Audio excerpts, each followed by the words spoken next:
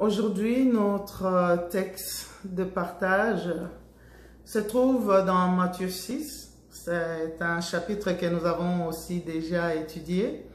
Matthieu 6, nous lisons le verset 25. Un verset sans doute très connu. La Bible dit ceci. Je crois, avant de lire, nous aurons d'autres textes que nous aurons à lire. Nous lirons Philippiens au chapitre 4 et nous lirons aussi Psaume 34.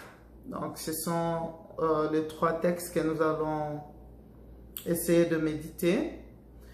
Dans Matthieu 6 au verset 25, la Bible nous dit « C'est pourquoi je vous dis, ne vous inquiétez pas pour votre vie, de ce que vous mangerez, ni pour votre corps, de quoi vous serez vêtus. La vie n'est-elle pas plus que la nourriture, et le corps plus que le vêtement ?» Quelle question! La Bible dit, ne vous inquiétez pas pour votre vie, de ce que vous mangerez, ni pour votre corps, de quoi vous serez vêtus. La vie n'est-elle pas plus que la nourriture et le corps plus que le vêtement? Et le dernier verset de ce chapitre dit, ne vous inquiétez donc pas du lendemain, car le lendemain aura soin de lui-même. À chaque jour suffit sa peine. Ne vous inquiétez pas du lendemain, car le lendemain prendra soin de lui-même. La souffrance ou les inquiétudes de chaque jour suffisent pour ce jour-là. À chaque jour suffit sa peine. Bien-aimés, vous savez, les inquiétudes sont la tentation, sont les tentations les plus fréquentes dans la vie des croyants, des enfants de Dieu, qui aiment le Seigneur, qui marchent avec le Seigneur, qui ont marché avec le Seigneur peut-être même des dizaines d'années, des décennies, mais les inquiétudes sont toujours présentes. Des tentations fréquentes dans la vie des enfants de Dieu. Et Jésus a pris soin de nous dire, ne vous inquiétez pas pour votre vie. Ne vous inquiétez de rien. Il nous a montré que le fait même de vivre, d'être vivant, c'est une victoire sur le problème que la vie peut amener. Le fait même d'être là avec ce que nous pouvons porter aujourd'hui, c'est déjà une victoire sur le fait où on peut se poser des questions sur de quoi on sera vêtu demain ou quoi. Ou qu'est-ce qu'on va faire. Et des fois même, vous savez, l'inquiétude n'est toujours pas pour aujourd'hui. Souvent, l'inquiétude, c'est pour le lendemain. Mais si aujourd'hui, Dieu nous a donné le souffle de vie, il nous a donné ce que nous pouvons avoir aujourd'hui, ça veut dire que nous n'avons pas à porter encore le poids de demain, Et quand nous parlons que ne vous inquiétez de rien, ça ne veut pas dire que Dieu nous demande de ne pas travailler. C'est vrai, le verset là, quand nous continuons, ça nous dit, regardez les oiseaux, ils ne sèment ni ne moissonnent. Mais Dieu prend soin d'eux, le fleur des champs, qui fleurissent et qui même leur beauté dépasse même combien Salomon a été vêtu. Le roi Salomon. Donc, ce n'est pas pour dire que Dieu nous demande de croiser les bras, de ne pas travailler, de ne rien faire, non. Mais ici, le Seigneur veut nous montrer qu'après que nous avons planifié, après que nous avons travaillé, après que nous nous sommes organisés, après que nous avons mis tous les efforts possibles pour accomplir des choses, et que nous n'arrivons pas au résultat escompté. Après qu'on a tout mis en marche, on a même dépensé nos moyens, on a même bougé par-ci par-là, nous nous sommes même fatigués physiquement, on a fourni des efforts et que le résultat n'est pas ce que nous avons pensé. La Bible nous appelle à ne pas nous inquiéter.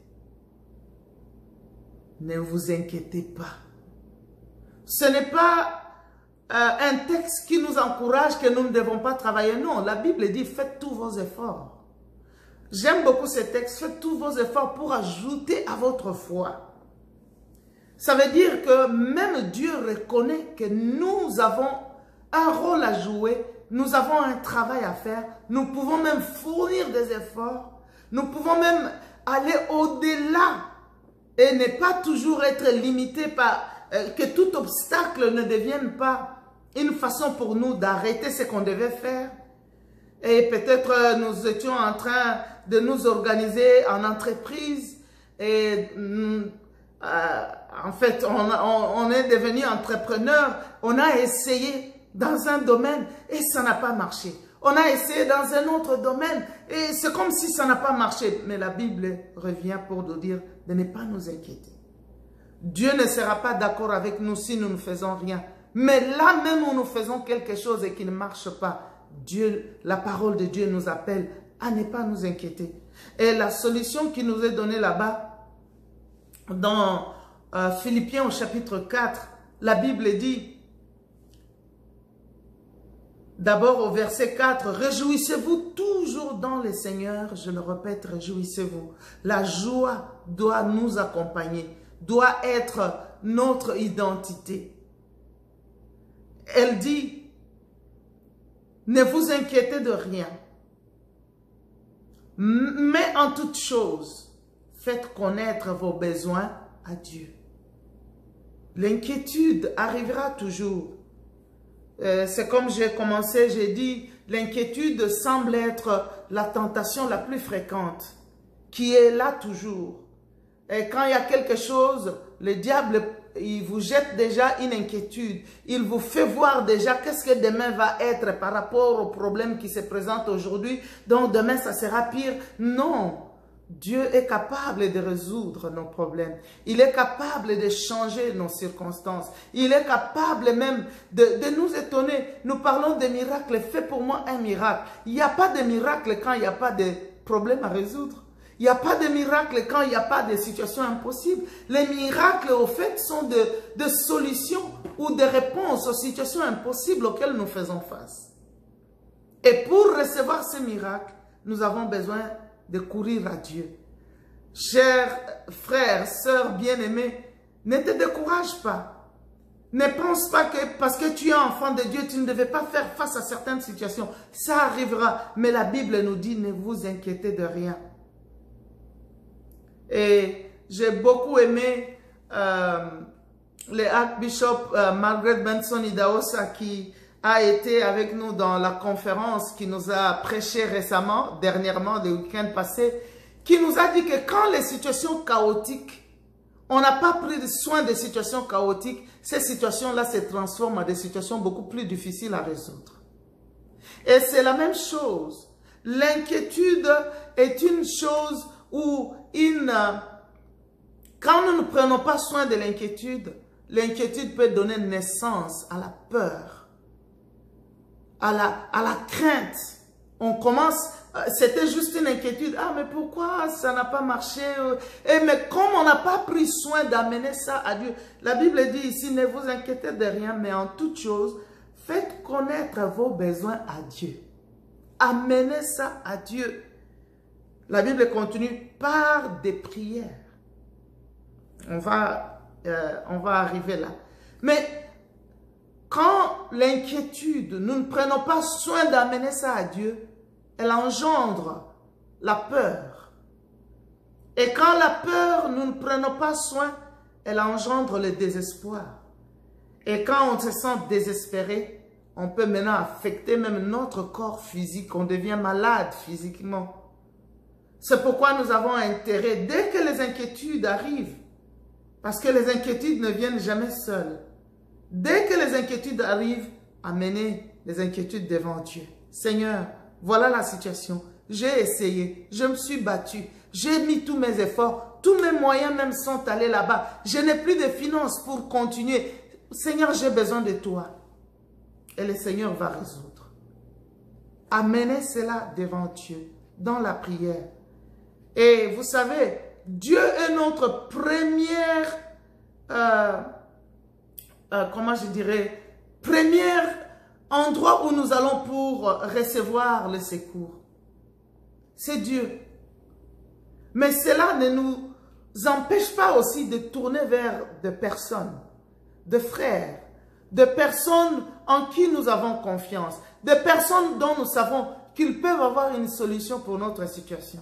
Parce que le fait de dire que nous devons courir à Dieu dans la prière n'élimine pas qu'après que nous ayons prié, Dieu peut nous mettre à cœur des personnes que nous pouvons voir pour dire, est-ce que vous pouvez me secourir? J'ai une telle situation, est-ce que vous pouvez m'aider à le résoudre? Parce que je crois aussi que la solution à notre problème se trouve quelque part.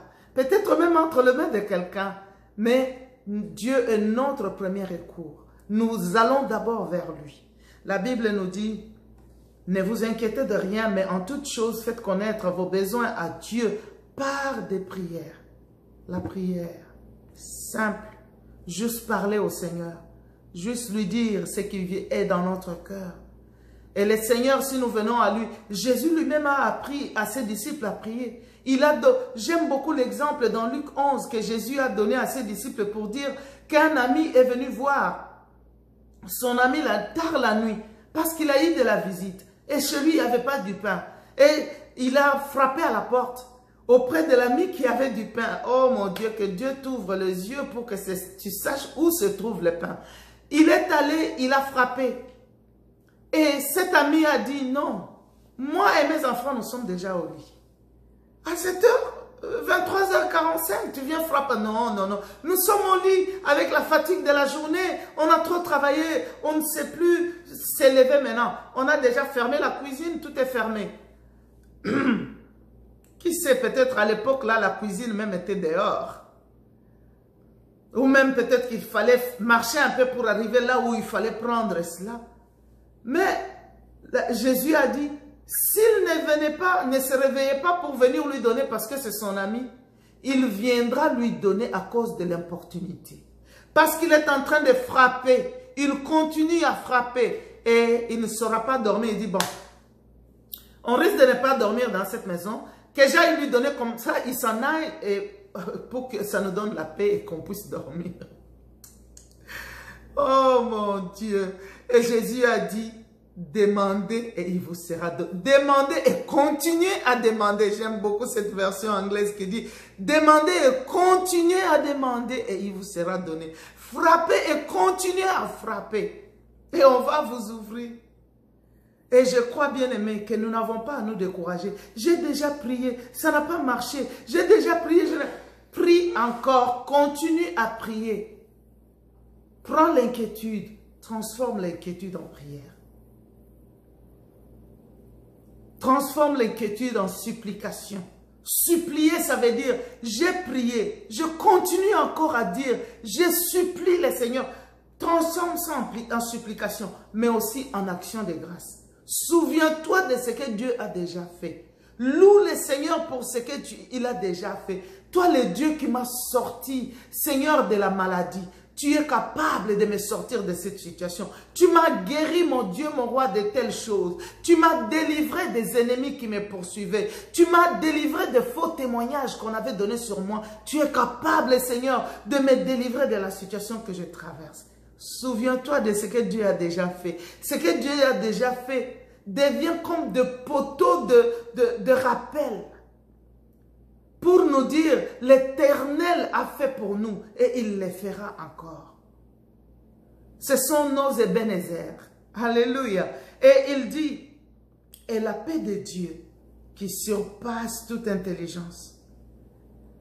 Qu'est-ce que ça veut dire ici? Ça veut dire que quand nous prions, même si la solution n'est pas encore là, disponible, mais la paix de Dieu sera disponible à l'instant même. La paix de Dieu qui surpasse toute intelligence, toute compréhension.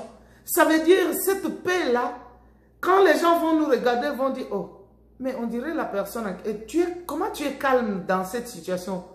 Non, tu es calme parce qu'il y a une paix qui dépasse toute compréhension.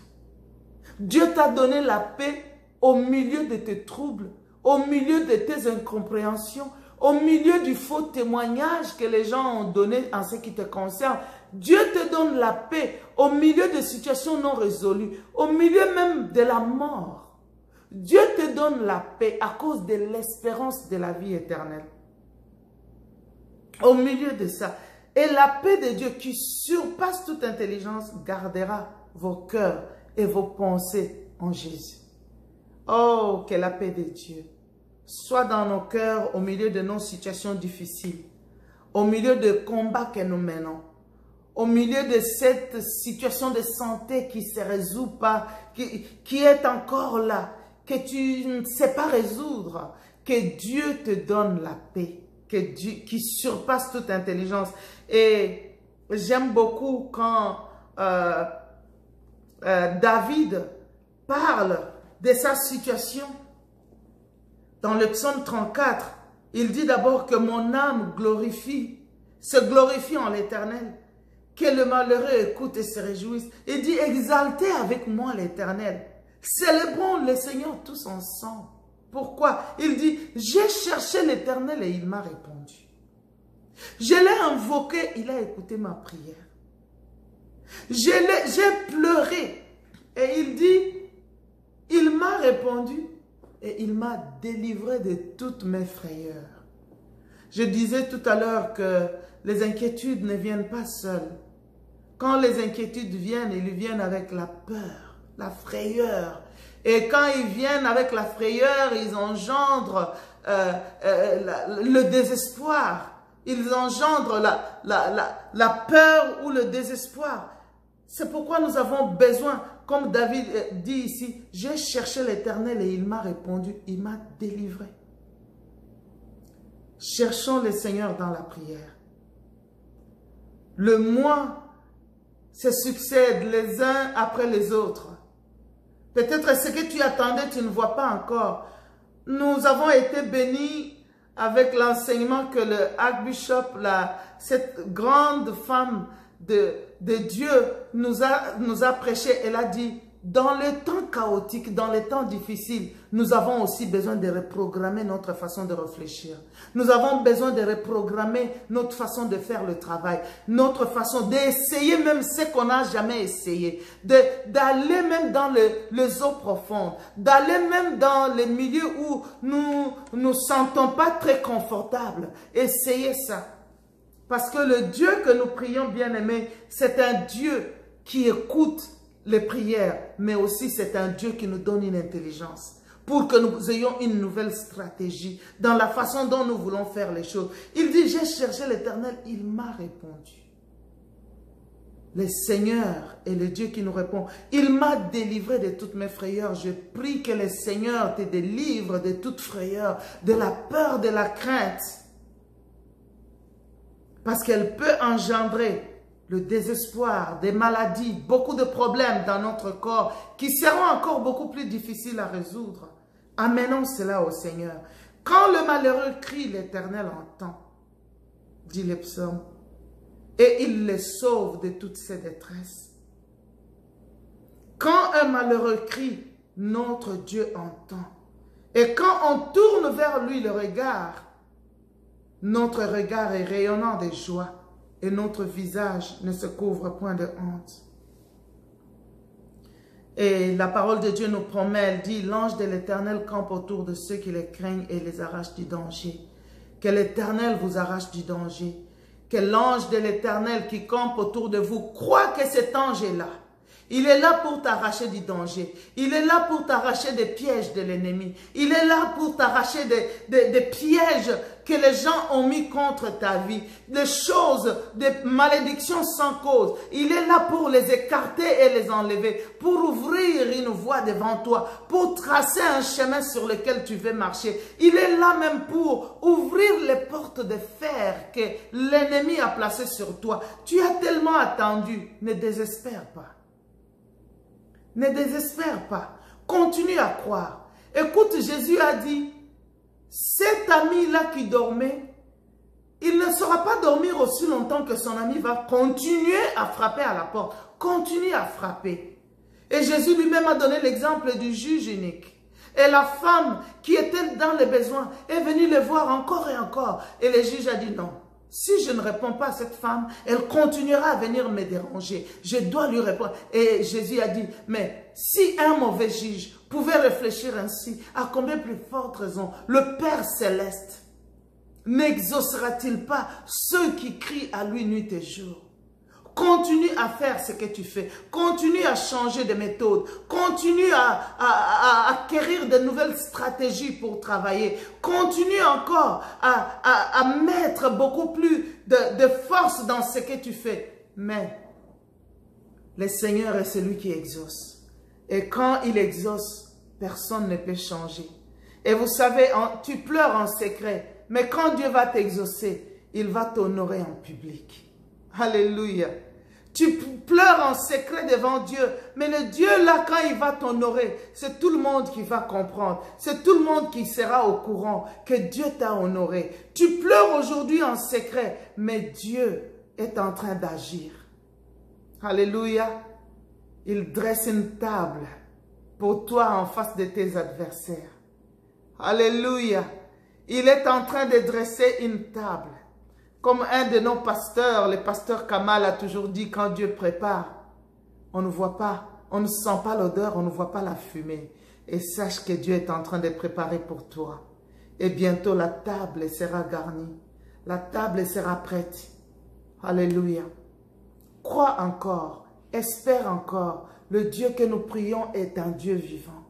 Il est le Dieu de miracles. Il est le Dieu qui vient au secours de ses enfants. Il est le Dieu qui peut transformer même les situations que les hommes ont qualifiées de finies, des situations qu'on ne peut plus récupérer. Comme quand cette dame disait, mais Seigneur, mon frère est déjà mort, il sent déjà. Il était capable de le ramener à la vie. Je prie que ces situations qui semblent être pourries, expirées, que Dieu le ramène à la vie.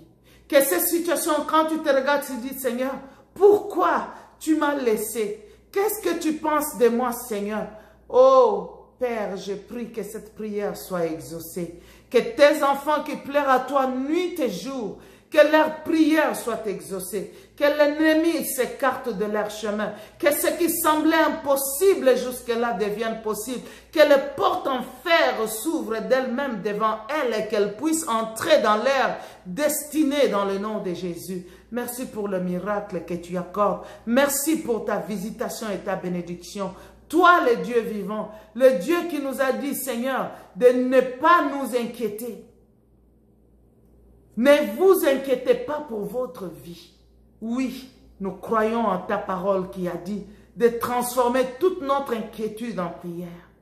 Mais en toute chose, faites connaître vos besoins à Dieu par la prière et des supplications. Oui, Seigneur, tu nous exauces en ces jours. Merci pour ta visitation dans la vie de chaque frère, chaque sœur, toute personne qui suit cet enseignement, Seigneur. Merci pour ta visitation. Merci de changer leur lendemain. Merci de te montrer comme le Dieu vivant, puissant et agissant encore aujourd'hui. Que ton miracle le lève de leur lit d'hôpital. Que ton miracle le relève, Seigneur. Oh mon Dieu, mon roi, de là où ils sont tombés dans le péché. Que ton miracle, Seigneur, le bénisse. Bénisse l'œuvre de leurs mains. Qu'ils voient et qu'ils comprennent que tu les as visités. Au nom de Jésus, nous avons ainsi prié. Amen. Amen. Que Dieu vous bénisse.